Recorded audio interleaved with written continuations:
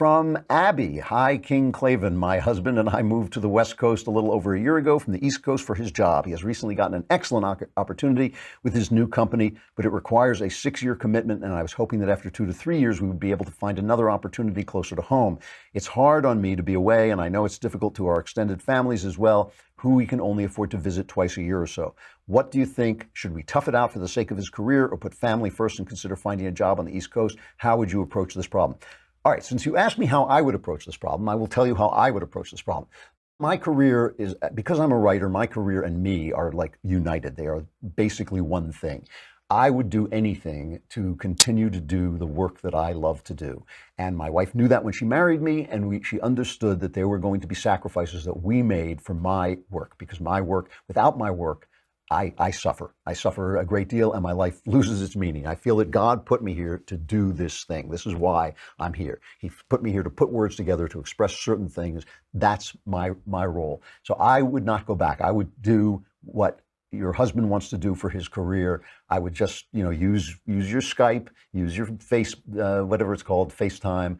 Talk to your family from afar, visit your family when you can. As his career gets better, you'll be able to travel more, you'll be able to afford more, but pay attention to his career, because if you go back and if he feels the way I feel, and if you make him go back or nag him about going back or make him feel bad about staying and doing what he has to do, he'll resent it, and that resentment will build up over time, and he'll feel like he didn't get to be who he was supposed to be because of you, and you do not want that situation in your marriage. Work means a lot to men.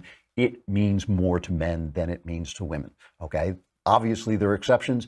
Most men, work means more to them than almost anything. It is part of their identity. It's not that his work means more to him than you. It is that he is his work. And so in loving you, it is him and his work loving you. And so to make him sacrifice that because you're a little lonely, because you're having a hard time settling in, is not a good idea. It's not a good idea for you. It's not a good idea for him.